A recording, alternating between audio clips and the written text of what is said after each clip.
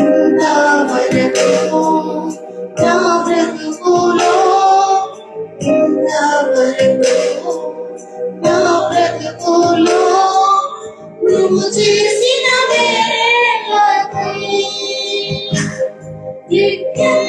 లెక్కించలేని స్తోత్రము దేవా ఎల్లప్పుడూ నే పాడెదను. చెల్లేని స్తోత్రము దేవా ఎల్లప్పుడూ నే పాడెదను.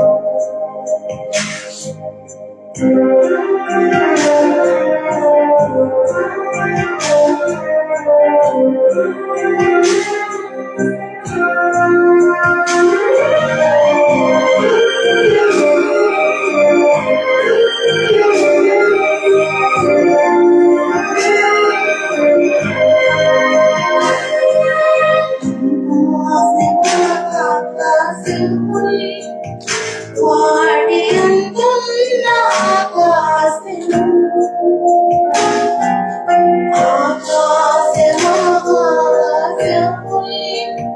వాడి అంతున్న ఆకాశము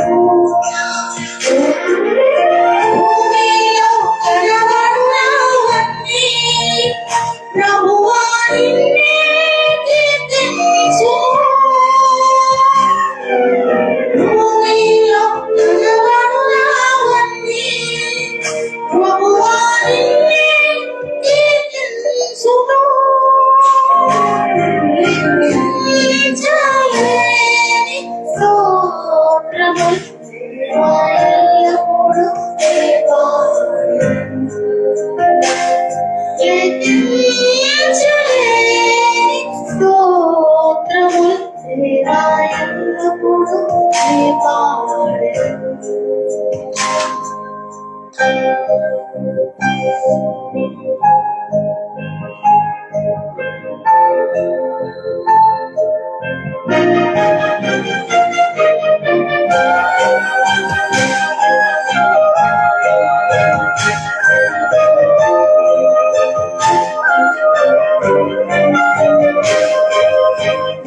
నీలో నివసించునవన్నీ సూర్యగాలియు మంచును. అడవిలో నివసించువన్నీ సుడిగాలియు మంచును. భూమిపై ఉన్నవన్నీ దేవా నిన్నే పొగడును. భూమిపై ఉన్నవన్నీ దేవా నిన్నే పొగడును. లెక్కించలేని స్తోత్రములు దేవా ఎల్లప్పుడూ నే పాడెదను. లెక్కించలేని స్తోత్రములు దేవా ఎల్లప్పుడూ నే పాడెదను.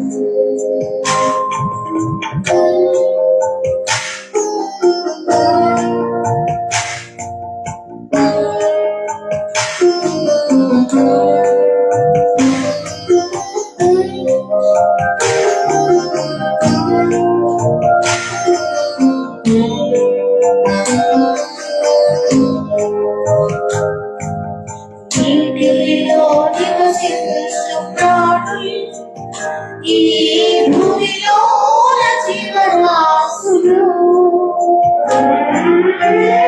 నీటిలో నివసించు ప్రాణులు ఈ భూమిలో జీవరాశులు.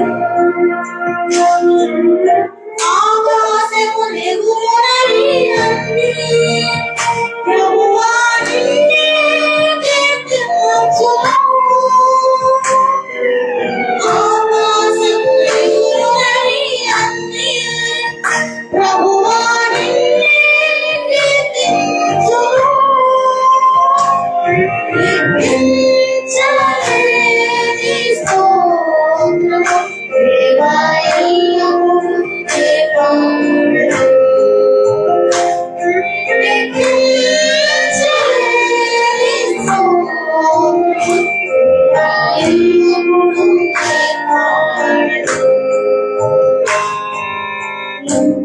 వరకు నా బ్రతుకులో ఇంతవరకు నా బ్రతుకులో నువ్వు చేసిన మేలకై లెక్కించలేని స్తోత్రము దేవా ఎల్లప్పుడూ చేయబడెను. లెక్కించలేని స్తోత్రము దేవా ఎల్లప్పుడూ చేయబడెను.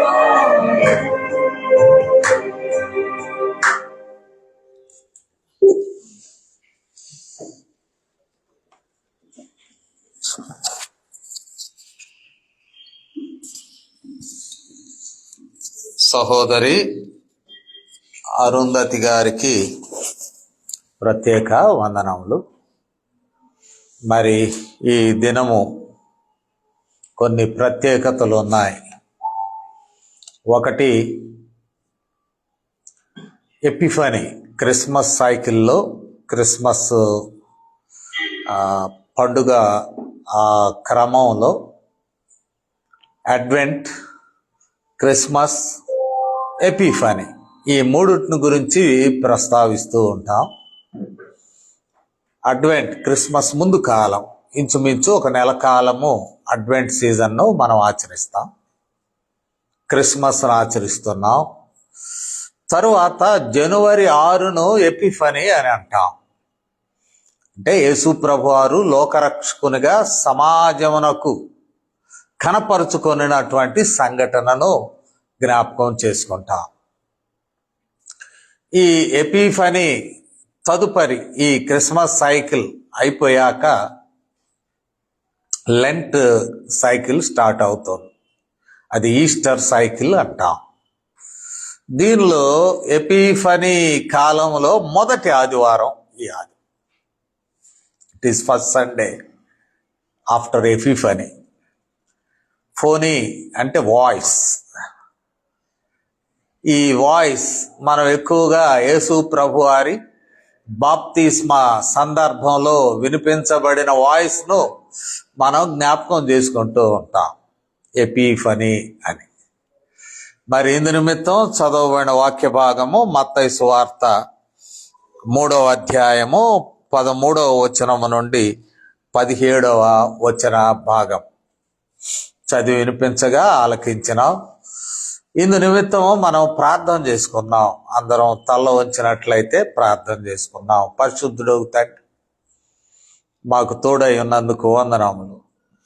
ఈ ఎపిఫనీ కాలంలో మా ప్రభువా మొదటి ఆదివారాన్ని మేము ఆచరించు భాగ్యం ఇచ్చినందుకు వందనాలు. ఈ దినము మా నిమిత్తమై చదివి వినిపించబడిన వాక్య భాగమును నాయనా మేము ధ్యానం చేయుచుండగా మాకు తోడై ఉండండి. మీ మాటలు మాకు వినిపింప చేయండి. వినిన మాటలు మేము ఆలకించుటలోను హృదయంలో దాచుకొనుటలోను మా ప్రభువా ఆ ప్రకారం జీవించుటకును మమ్మను ప్రేరేపించండి. మీ కాపుదల మాకు ఇవ్వండి. మా హృదయంలో మీ కార్యమును జరిగించమని మీ నామమునకు మహిమను ఆరోపిస్తూ ఈ వినపాలను మా ప్రభువును మీ ప్రియకుమారుడునైన యేసు క్రీస్తు వారి శ్రేష్టమైన నామములో వేడుకొనుచున్నాము తండ్రి, ఆమేన్. ప్రియమైనటువంటి వారలారా, ఈ చదవబడిన వాక్య భాగాన్ని మనము ధ్యానం చేసుకుంటూ ఉన్నాం.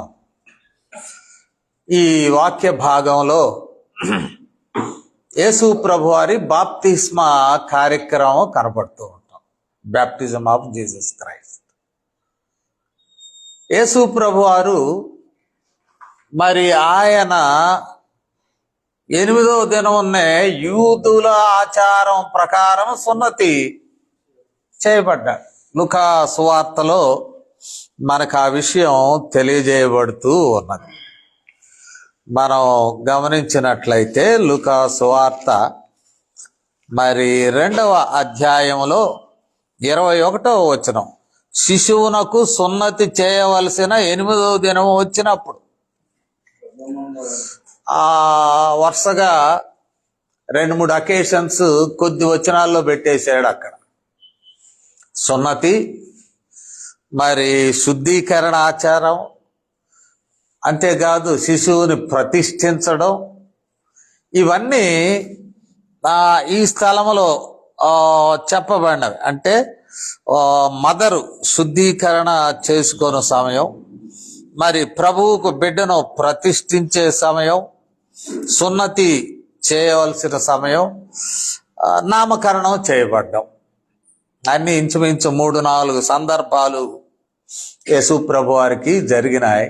వాటిలో కీలకమైనది, హి వాజ్ ఏ జ్యూ, అబ్రహాం సంతానం కాబట్టి అబ్రహాముకి చేయబడిన నిబంధనలో వారు భాగమని చెప్పబడాలి అంటే ఆ సున్నతి ఆచారంలోనికి యూదులందరూ వస్తూ ఉంటారు, లేక ఇశ్రాయేలీలందరూ సున్నతి ఆచారంలోనికి వస్తూ ఉంటారు. ఈ సందర్భంలో మనం పరిశీలించినప్పుడు ఇక్కడ యేసు ప్రభువారు మరి క్రైస్తవులకు కీలకమైన బాప్తిస్మా ఆచారమునకు కూడా వచ్చినాడు. క్రైస్తవ బాప్తిస్మము త్రియేక దేవుని నామంలో జరుగుతుంది. మత్తయి సువార్త 28వ అధ్యాయములో మనం చూసినట్లయితే శిష్యులకు ఆజ్ఞాపిస్తూ ఒక మాట చెప్తాడు 19వ వచనంలో. కాబట్టి మీరు వెళ్ళి సమస్త జనులను శిష్యులుగా చేయుడి, తండ్రి యొక్కయు కుమారుని యొక్కయు పరిశుద్ధాత్మ యొక్కయు నామములోనికి వారికి బాప్తిస్మము ఇచ్చుచు. అంటే త్రియేక దేవుని నామములో బాప్తిస్మం, ఇది క్రిస్టియన్ బ్యాప్టిజం, తండ్రి కుమారుడు పరిశుద్ధాత్మ. మరి ఇక్కడ యోహాను ఇస్తున్న బాప్తిస్మం ఏమిటి? సహజంగా ఆయన ఇస్తున్న బాప్తిస్మము మత్తయి సువార్త 3వ అధ్యాయంలో మనము చూసినట్లయితే 5వ వచనం, ఆ సమయమున యెరూషలేము వారును యూదయ వారందరును యోర్దాను నదీ ప్రాంతముల వారందరును అతని యొద్దకు వచ్చి తమ పాపములు ఒప్పుకొనుచు యోర్దాను నదిలో అతని చేత బాప్తిసం పొందుతుంది. So John the Baptist baptism, ఈ బాప్తిసం వచ్చి యోహాను యొక్క బాప్తిస్మము కన్ఫెషన్ ఆఫ్ సిన్స్, పాపములు ఒప్పుకొనుటకు సంబంధించిన బాప్తిస్మం. దానికి ముందు కుమ్రాన్ కమ్యూనిటీస్ నీటిలో శుద్ధం చేసుకోవడం, తమను తాము శుద్ధి చేసుకోవడం అనే ఆచారం ఉన్నది. వారిలోనే ట్రైన్ అప్ అయ్యాడు అని బాప్తిస్మం ఇచ్చి యోహాను గురించి భావిస్తారు. అంతేకాకుండా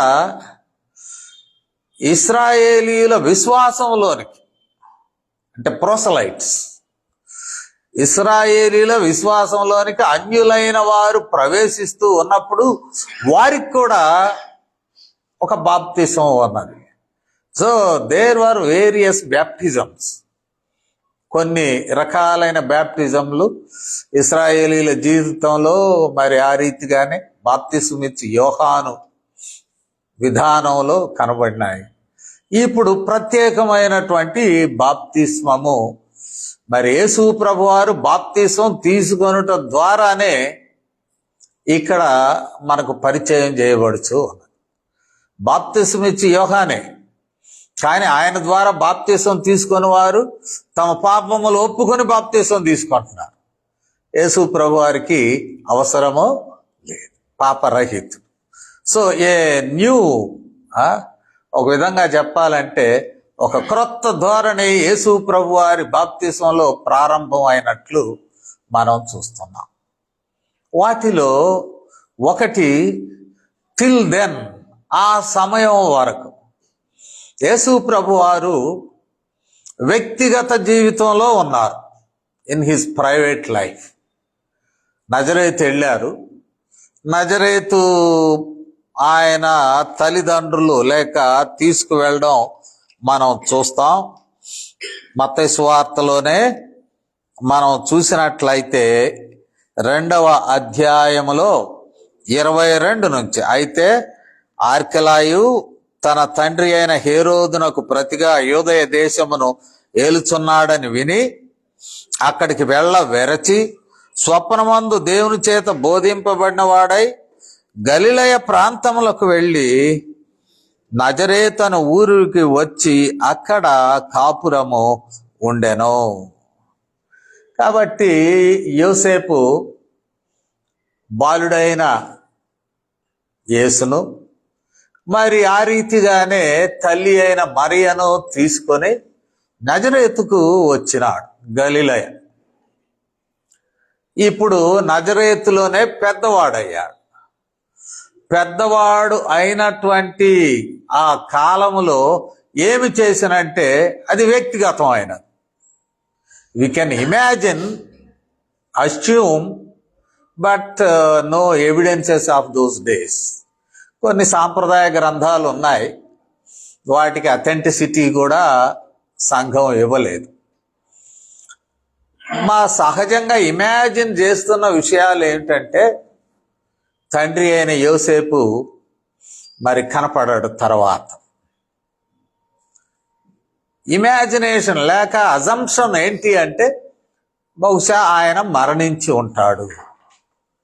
మరణించి ఉండగా జరిగిన సంఘటనలను కానీ మనము చూసినప్పుడు ఈ సంఘటనల్లో ఉన్న ప్రత్యేకత మనం గమనించినట్లయితే తల్లి అయిన మరియను పోషించవలసిన బాధ్యత ఉన్నది.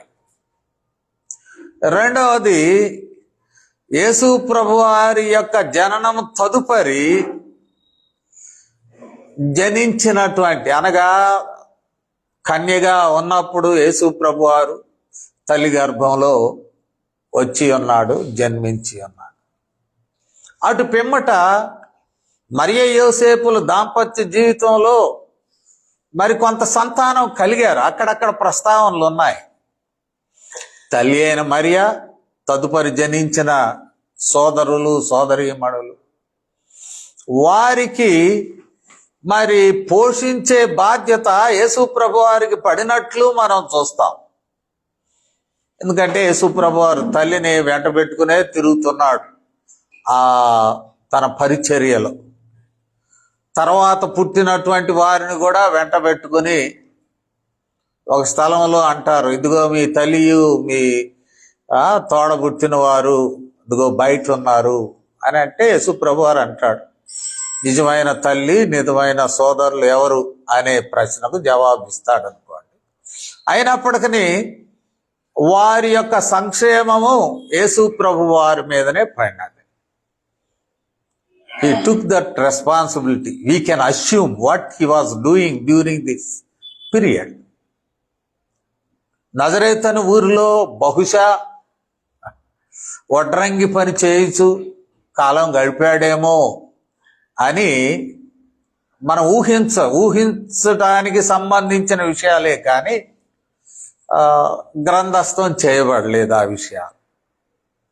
సరే, ఒక వయసు వచ్చినది, తండ్రి అపాయింట్ చేసిన సమయం వచ్చినది.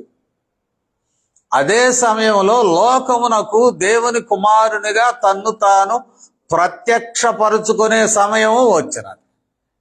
It was God's appointed time to reveal himself, or Father God will reveal Jesus' identity publicly.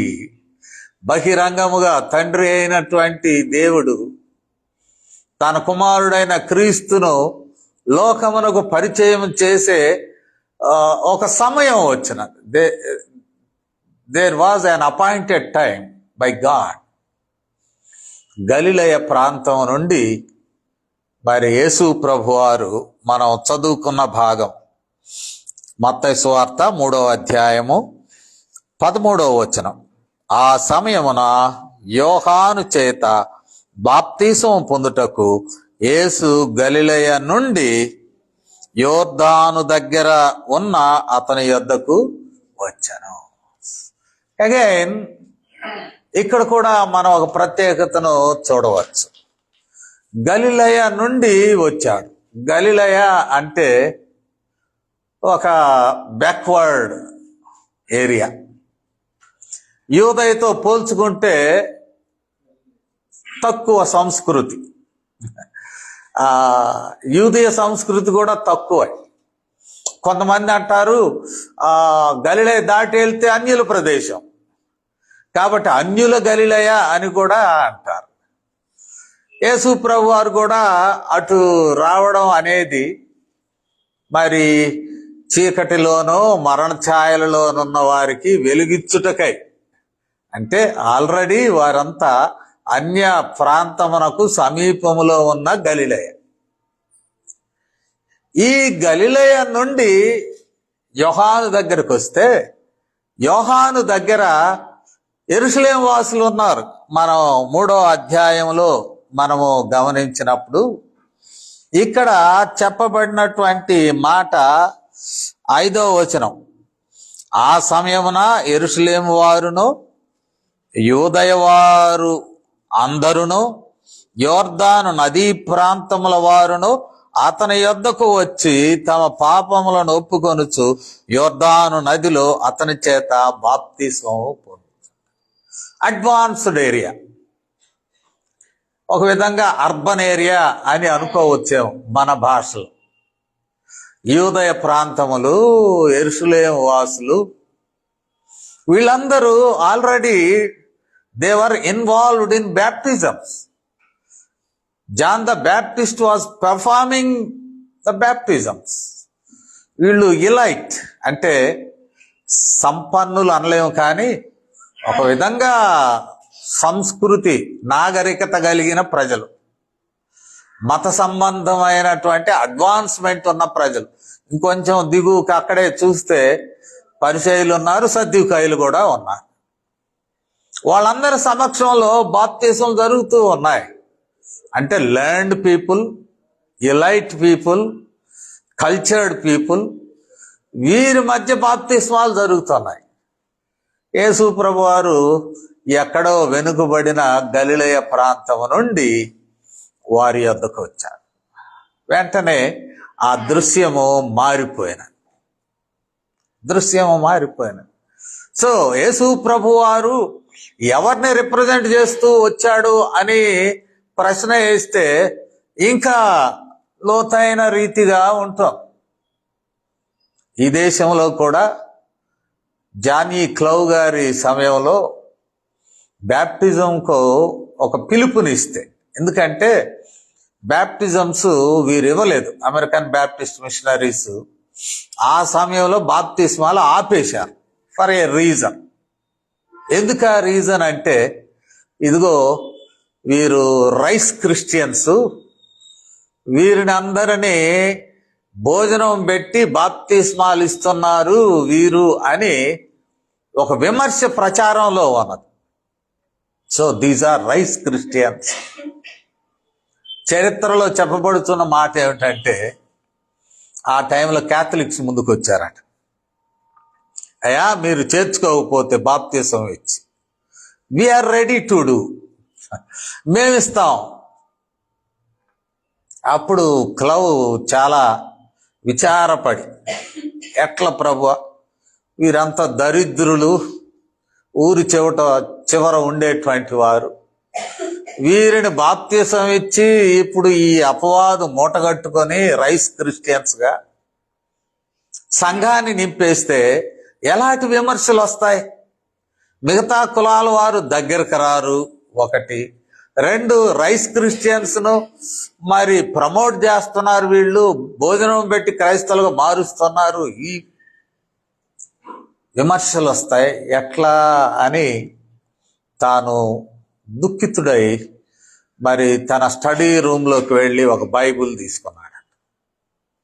Bible తీసుకొని ఓపెన్ చేస్తే మనం 1 కొరింథీ పత్రిక 1వ అధ్యాయం చివరి భాగంలో జ్ఞానుల్ని నిరర్ధకం చేయడానికి దేవుడు లోకంలోని వెర్రివారిని ఏర్పాటు చేసుకున్నాడు అనే వాక్యం వచ్చిందంట.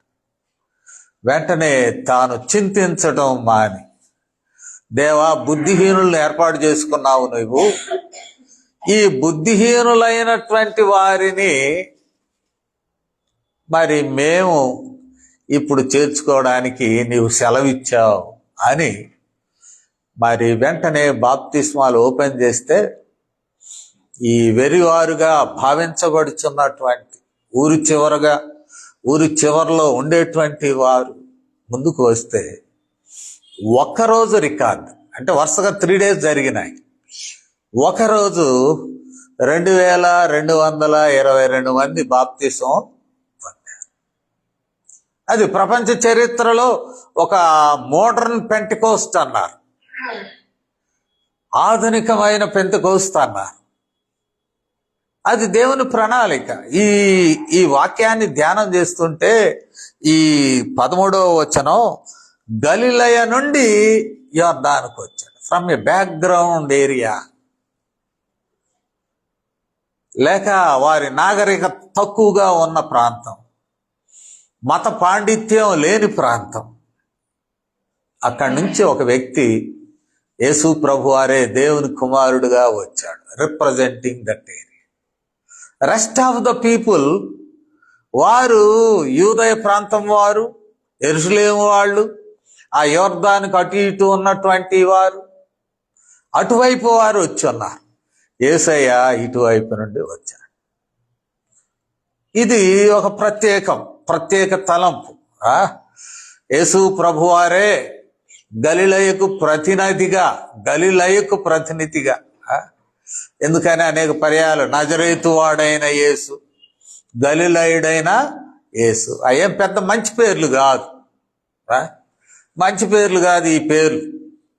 కానీ ఆ పేర్లు, టైటిల్స్ ఆయనకి ఇచ్చారు. నజరేతు వాడు, నజరేతులోంచి ఏమైనా మంచి వస్తుందయా నతనీయులు అంటాడు. ఇది ఎక్కడ లేదు, పాత నిబంధనలో నజరేతు అనే ఊరే లేదు. నజరేతులో నుంచి ఏమన్నా ఉందా అసలు? Any significant role for Nazareth? No, in the Old Testament it's not significant.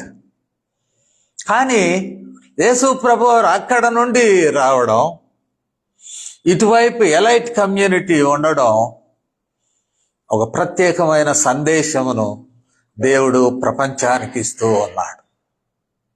మన దేశంలో మరి ఏ రీతిగా those who are living in the margins, గ్రామాలకు మారిజిన్స్. మాకు ఒంగోలులో ఇదివరకు ఒక ఇంటి స్థలం ఉండేది. దాన్ని అమ్ముకోవాలని బేరం పెట్టాం. బేరం పెడితే ఫస్ట్ క్వశ్చన్ ఏంటంటే, అదంతా ఎస్సీలు ఉండే ఏరియా అంట కదా అన్నారు. అంటే అర్థం ఏంటి? No value for the land where these people live. అట్లాగే అమ్మేసుకున్నాం అనుకోండి.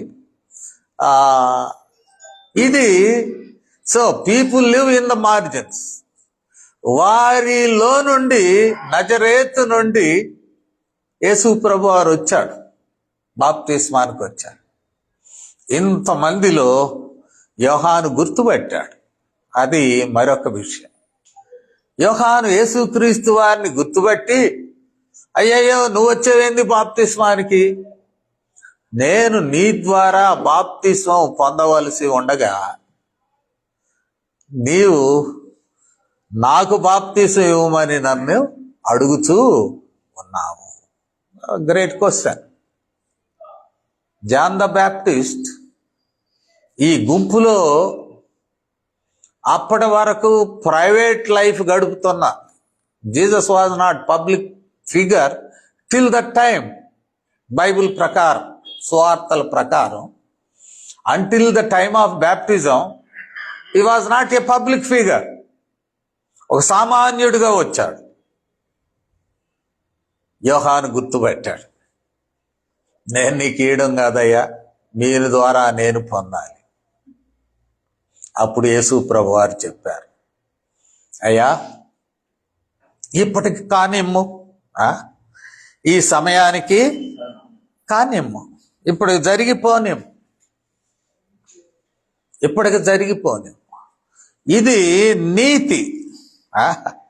నీతి నీతి అంటే మనము చూడవచ్చును. నీతి యావత్తు 15వ వచనములు, నీతి యావత్తు ఇలాగు నెరవేర్చుట మనకు తగి ఉన్నది. మనకు ప్లూరల్ వర్డ్, ప్లూరల్ ఫామ్. మనకు, నీకు, నాకు, but inclusive, very much inclusive. మనకు అంటే నీకును నాకును ఈ ఇరువురు కూడా నీతిని నెరవేర్చాలి. నీతి అనేటువంటిది ఒరిజినల్ లాంగ్వేజ్లో is a judicial term. Judicial అంటే దేవుని న్యాయం. నీతి దేవుని న్యాయంలో ఇలా జరగాల్సిందే. నీవు నేను ఇద్దరము దేవుని న్యాయ ప్రణాళికలో, నీతి ప్రణాళికలో మన ధర్మము మనము నెరవేర్చవలసినది. No reason. ఒకవేళ యోహాను morally he may be qualified person తండ్రి అయిన దేవుని ఉద్దేశంలో. And there is a need of baptism, initiation of Christian baptism. క్రైస్తవ బాప్తిజం ఎలా ఉంటుంది అనే ప్రశ్నకు ఈ స్థలంలో జవాబు దొరుకుతూ ఉన్నది. ఎందుకు అంటే తండ్రి యొక్కయు కుమారుని యొక్కయు పరిశుద్ధాత్మ యొక్కయు నామములో బాప్తిస్మము. కొన్నిసార్లు నన్ను అడిగేవాడు, పాష గారు బాప్తిసం ఇస్తున్నారు కానీ ఆత్మ బాప్తిసం ఇవ్వట్లేదే అనేవాళ్ళు. అంటే అమ్మా నన్ను కన్ఫ్యూజ్ చేయబాక, నేను పరిచర్యలో కొత్తగా వచ్చాను, నేను గుంటూరులో చేస్తున్నాను, నన్ను కన్ఫ్యూజ్ చేసి ఇబ్బంది పెట్టబాక. 3 పేర్లు ఉచ్చరించాను, తండ్రి ఉన్నాడు, కుమారుడు ఉన్నాడు, పరిశుద్ధాత్మ ఉన్నాడు. మళ్ళీ సపరేట్ చేసి ఏం చేయగలం? So there will be confusion, but Jesus was clear. తండ్రి కుమారుడు పరిశుద్ధాత్మ నామములో బాప్తిసం. ఈయనే మొదటివాడు, యేసు ప్రభు వారే మొదటివాడు. కుమారుడుగా వచ్చాడు, పరిశుద్ధాత్ముడు అక్కడకు దిగి వచ్చాడు, పావురం రూపంలో వచ్చాడు. తండ్రి, ఆకాశం తెరువబడినది, తండ్రి కూడా మాట్లాడుతున్నాడు. Triune God was involved in that baptism. కుమారుడే బాప్తిసం దగ్గరకు వస్తే మరి తండ్రి అయినటువంటి దేవుడు ఆయన ఆకాశం తెరిచి ఆయన మాట్లాడాడు, చూస్తూ మాట్లాడాడు. పరిశుద్ధాత్మ దేవుడు ఆ తండ్రి అయిన దేవుని చేత పంపబడ్డాడు, పావురం వలె దిగి వచ్చాడు. ముగ్గురు, ట్రయూన్ గాడ్ వాస్ దేర్. కాబట్టి ఈ విషయాన్ని కూడా మనము జ్ఞాపకము చేసుకొనవలసి ఉన్నది. Triune God was there. It was an important event. ఒక ప్రాముఖ్యమైన చరిత్రలో, క్రైస్తవ చరిత్రలో ఒక ప్రాముఖ్యమైనటువంటి ఘట్టం. ఈ ఘట్టములో మరి యోహాను అంటున్నాడు, నేను కాదు అంటున్నాడు. నీతి యావత్తు ఈ రీతిగా జరగాలి. నీతి యావత్తు, ద హోల్నెస్ ఆఫ్ రైచియస్నెస్, యావత్తు పరిపూర్ణం. It will become incomplete. దేవుని ప్రణాళిక, ఆయన నిర్ణయము, ఆయన న్యాయంలో దానిని పరిపూర్ణం చేయాలంటే యావత్తు, ఆ నీతి యావత్తు, ఆల్ ద రైచియస్నెస్, అది పరిపూర్ణమైన స్థితిలో ఉండాలి అని అంటే నీవు బాప్తిసం నాకు ఇవ్వాలి. ఒకసారి పేతురుతో కూడా సంభాషణ జరిగినది. యోహాను సువార్త 13వ అధ్యాయము 8వ వచనంలో మరి పేతురు, నా కాళ్ళు గడగొద్దయ్యా, అందరి గడిగితే కడిగావు, నా కాళ్ళు పట్టుకోవద్దు, నా కాళ్ళు గడగవద్దు అని అభ్యంతరం చెప్పడం మనం చూస్తూ ఉన్నాం. 13వ అధ్యాయంలో 8వ వచనంలో పేతురు అందరు కాళ్ళు కడుగుతా వచ్చాడు. 8వ వచనం, పేతురు నీవు ఎన్నడును నా పాదములు కడగరాదని ఆయనతో అనండి. అసలు ఎన్నడు నా కాళ్ళు నువ్వు పట్టుకుంటే అట్టయ్యా? మెస్సియావు నువ్వు, దేవుని కుమారుడు అయిన మెస్సియా, నువ్వు నా కాళ్ళు పట్టుకుంటే ఎట్లా? నా కాళ్ళు కడిగితే ఎట్లా? యేసు ప్రభు వారు మరి గట్టిగా చెప్పాడు, నేను నిన్ను కడగని ఎడల నాతో నీకు పాలు లేదనను.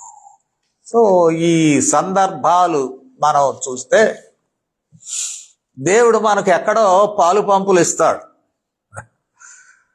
హీ ఇంక్లూడ్స్ యూ అండ్ మీ.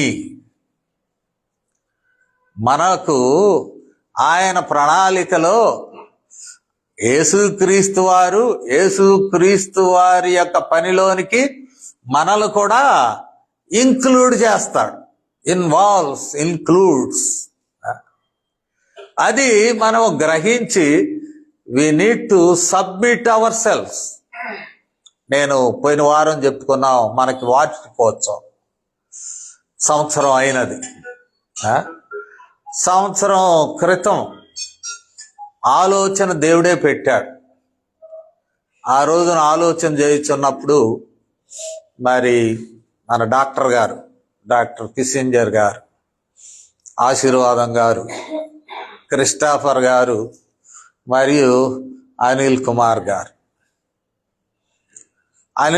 గారు ముందు నుంచే చెప్తున్నాడు, వచ్చావు కదా ఈ ప్రాంతం, సొంతూరు వచ్చావు కదా, ఏదో ఒకటి హంగామాతో చేయమనేది ఆయన అభిప్రాయం. ఒక పెద్ద ఫంక్షన్ హాల్ తీసుకుని డీజేలు పెట్టి బ్రహ్మాండంగా ఊపవచ్చు ఒంగోలులో అంటే, నేనేం ఆ బాపతి కాదు, ఆ బాపతి ట్రైనింగ్ కూడా నాకు లేదు వాస్తవంగా.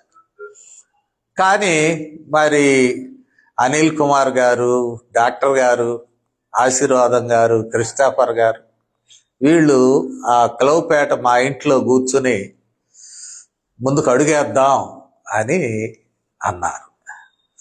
అందు నిమిత్తము ఈ మన హాల్ను వెదికి పెట్టింది కూడా అనిల్ కుమార్ గారే. అంతా బండి వేసుకుని అడు తిరిగి ఇక్కడేదో టూలెట్ బోర్డు ఈ కాంప్లెక్స్లు ఉంటే చూసి దాని గురించి తెలియజేసి, సరే ఎవరిదైనా సరే వీఆర్ ఇంక్లూడెడ్ గాడ్స్ ప్లాన్. అది నేను చెబుతూ ఉన్నటువంటి, మీరందరూ ఈ గుంపులోనికి వచ్చారు అంటే అది దేవుని ప్రణాళిక. నేను ఏసీటీసీ నుండి వచ్చాక ముగించుకొని నా టర్మ్ అయిపోయినది, ఇక అక్కడ ఉండలేకపోయాను. అంటే ఒక ప్రిన్సిపల్గా చేసి మళ్ళీ ఇది కష్టంగా ఉంది, వాళ్ళకి కష్టంగా ఉంది. నెక్స్ట్ అడ్మినిస్ట్రేషన్ కూడా ఒక మాజీ ప్రిన్సిపల్ని కంట్రోల్ చేసి ఒక సబార్డినేట్గా పెట్టుకోలేకపోయారు. ఇంటికి వచ్చేసాం. ఇంటికి వస్తే మరి అది దేవుని ప్రణాళికేమో నాకు తెలియలేదు. Ministry is growing, it's continuously growing. ఈ సంవత్సరం క్రిస్మస్ చాలా బాగా జరిగినది మాకు పోలవరం గ్రామంలో, వేంపాళ్ళు, కుంకుపాళ్ళు. నో ఫైనాన్షియల్ ఏమంటామంటే ఇబ్బందులు లేకుండా. When I was working in the college I use to get certain income and I use to spend that income for weekend ministry. మరల వారాంతరాల్లో పోలవరం వచ్చి పనులకు నేను ఆ డబ్బులు వాడేవాడు. నౌ ఇన్ ఎంప్టీ హ్యాండ్స్ మరి ఐ వర్క్డ్ ఫర్ గాడ్. దేవుని కొరకు పనిచేస్తూ ఉన్నాం. దేవుడు ఆశీర్వదిస్తున్నాడు, అభివృద్ధి చేస్తున్నాడు. ఎందుకు అంటే అది ఇంక్లూజివ్ ప్లాన్. ఇక్కడ సంవత్సరం పాటు మనం కొనసాగిస్తాం. That is our commitment. ఎంతవరకు అయినా సరే ఆ కమిట్మెంట్ కొనసాగుతూ ఉన్నది. డాక్టర్ గారు కూడా originally his commitment was for his own village.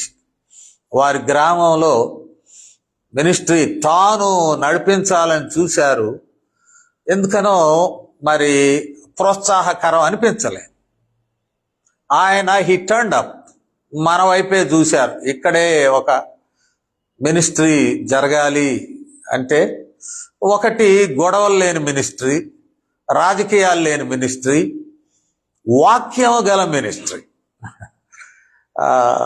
Pure word of God, right interpretation. దీంతో ఉండేటువంటి దాని కొరకు వారు ఆశపడ్డారు. దాని ప్రకారం ప్రారంభించాం. ఎప్పుడు కూడా నిరాశ పడలేదు. ఒకటి, ఈ మీడియా మనకు దొరికినది. వాళ్ళు ఎంతవరకు మనకు ప్రోత్సాహాన్ని ఇస్తారో తెలియదు, కానీ ఇంచుమించు కనీసం 1000కి తగ్గకుండా శ్రోతలు ఆలకిస్తూ ఉన్నారు. దానిలో ఇచ్చే నెంబర్ కాదు, కానీ నేను వెళ్ళినప్పుడు వీఆర్ ఫాలోయింగ్ యూ పాస్టర్ గారు, మీ వాక్యం వింటున్నాం, అది దేవుని వాక్యం, నాది కాదనుకోండి, దేవుని వాక్యం మీ ద్వారా వింటున్నాం, వీఆర్ బ్లెస్డ్ అనేటువంటి మాటలు అనేక స్థలాల్లో వింటున్నాం. So this group along with this group fronts out side this place, వారందరూ కూడా లబ్ధి పొందుతూ ఉన్నారు. దేవుని ప్రణాళిక ఏమో నాకు తెలియదు. నాకైతే మీరందరూ మంచి సహవాసముగా ఎదగాలి. Not only word of God, a good fellowship among you. మీలో ఒకరికొకరు దేవుని విశ్వాసపరమైన సహవాసంలో ఒకరికొకరు ఎదగాలనేటువంటిది అభిప్రాయమై ఉన్నది. ఇది దేవుని ప్రణాళికలో భాగమని దృఢంగా నమ్ముతున్నాం. కాబట్టే ఇది వర్షం అయినా, వరదొచ్చినా, చలి అయినా, వేడిమైనా ఈ పనిని ఆపడం జరగడం లేదు. ఇది కొనసాగింపబడుతున్నది.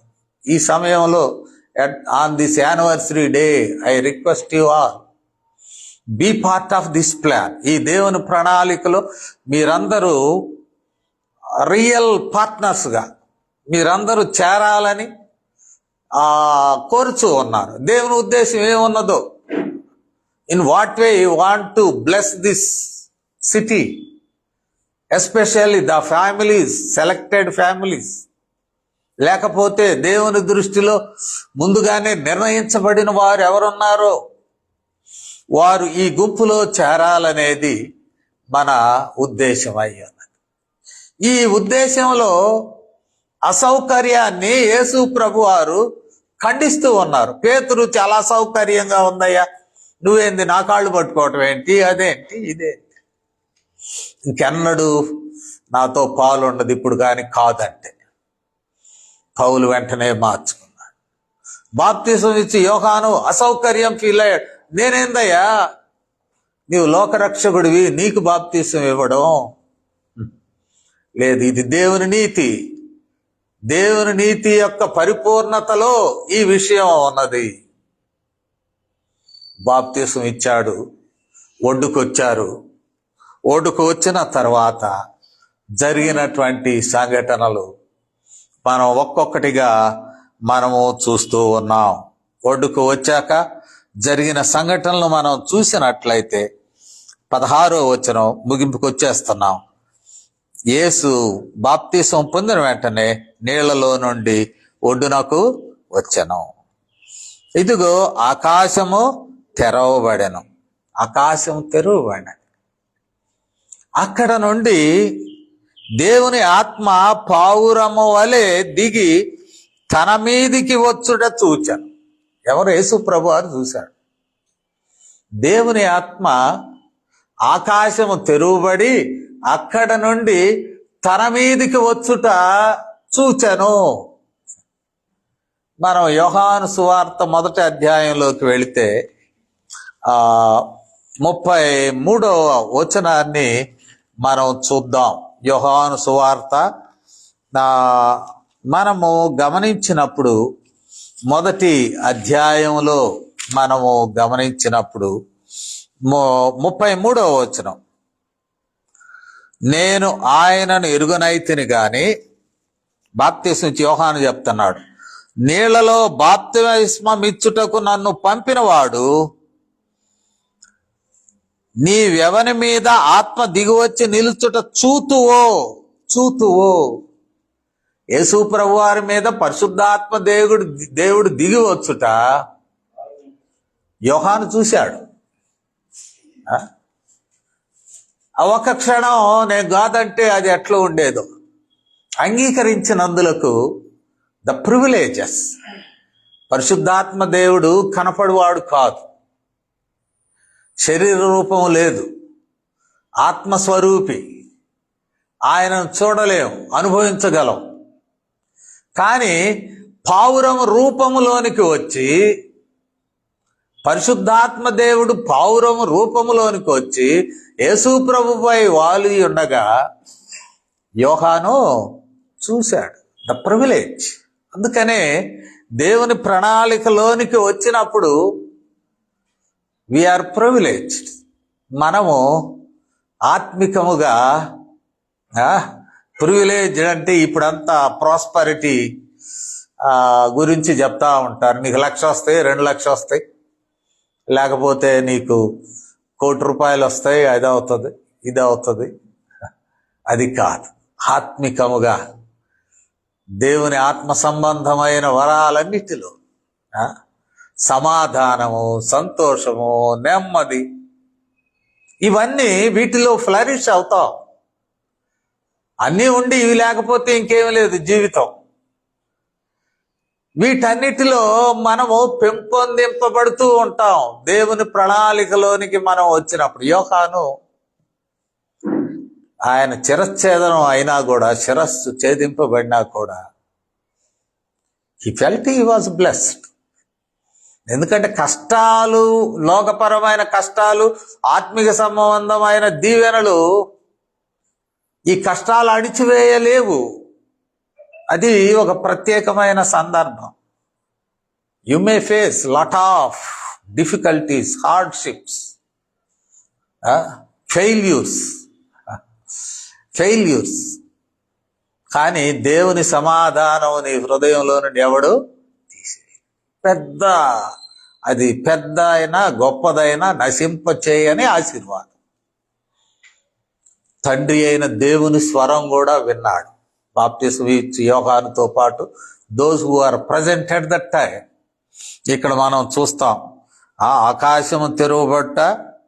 మరి ఇక్కడ మనం చూసినట్లయితే ఆకాశము నుండి ఒక శబ్దము వినబడినది, మరియు ఇదిగో ఈయనే నా ప్రియ కుమారుడు, ఈయన యందు నేను ఆనందించుచున్నానని ఒక శబ్దము ఆకాశము నుండి వచ్చెను. మరలా రూపాంతరపు కొండ మీద కూడా ఈ అనుభవం కనబడుతూ ఉంటుంది. యోహాను 12:29 చివరిగా మనం చూసినట్లయితే అక్కడ కూడా ప్రివిలేజ్. ఆ ప్రివిలేజ్ కొరకు 3 తీసుకెళ్తాడు యేసు ప్రభువారు. ఆ 3 ఎవరనగా పేతురు, యాకోబు, యోహాను. ఈ ప్రివిలేజ్ నిమిత్తము వారిని తీసుకువెళ్తాడు. 29వ వచనాన్ని మనము చూద్దాం. ఇది ప్రేయర్ టైం.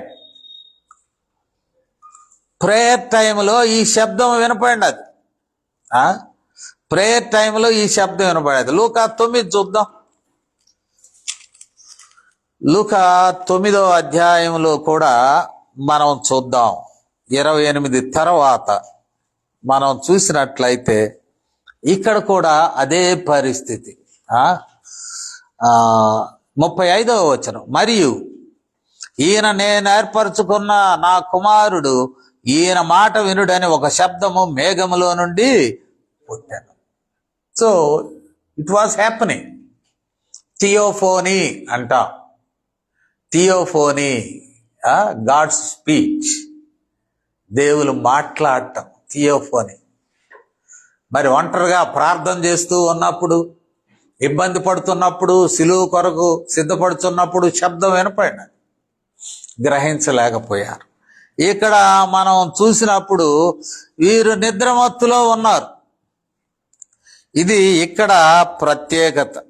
31వ వచనం, వారు మాట్లాడుతుంటే మహిమతో అగపడే ఆయన యెరూషలేములో నెరవేర్చబోవు నిర్గమ గూర్చి మాట్లాడుచుండిరి. పేతురును అతనితో ఉన్నవారును నిద్రమత్తుగా ఉండిరి. Some important times people are losing their attention. ఆ టైంలోనే జరిగిపోతున్నాయి మంచి మంచి కార్యములన్నీ కూడా. యోహాను హీ వాజ్ బ్లెస్డ్. ఆత్మికముగా పరిశుద్ధాత్మ దేవుని అనుభవించడం ఒకటి, కళ్ళతో చూడడం ఒకటి. మరి శబ్దము, తండ్రి శబ్దం చెవులతో విన్నాడు. యేసుక్రీస్తు వారిని తన చేతులతో పట్టుకున్నాడు, నీళ్లలో బాప్తిస్మము ఇచ్చాడు. So these are the privileges and we are in God's plan. Only thing is we need to submit ourselves. When we are asked, we are going to be asked. గతంలో అడిగినా, ఇప్పుడు అడుగుచున్నా, రాబో కాలంలో అడుగుచున్నా, మనము తల వంచి ఆయన చిత్తమునకు మనం సమర్పించుకున్నప్పుడు మన జీవితములు మిక్కిలిగా ఆశీర్వదింపబడతాయి. ఈ మాటలు దేవుడు మన వెనికిడిలో ఆశీర్వదించునుగాక. ప్రార్థన చేస్తాను. కృపగలిగిన తండ్రి, ఈ దినం మీరు మాతో మాట్లాడినందుకు వందనాలు. మా హృదయం తెరువండి, మీ కృపను చూపుము నాయన. మా ప్రభు, ఇది శ్రేష్టమైన సందేశము మేము ఆలకించి ఉండగా మేమెన్నడూ కూడా మీరిచ్చే అవకాశములను మేము దూరపరచుకొని నిర్లక్ష్యం చేసి పోగొట్టుకొనకుండా మమ్మల్ని మేము మా తండ్రి మీ ప్రణాళికలో నిత్యము మమ్మల్ని మేము కాపాడుకొనుటకు, ఇమిడి ఉండుటకు మాకు సహాయం దయచేయము. వినిన మాటలు మా హృదయంలో ఫలింప చేయమని క్రీస్తు వారి శ్రేష్టమైన నామములు వినపాలను వేడుకొంచున్నాము తండ్రి. ఆమేన్.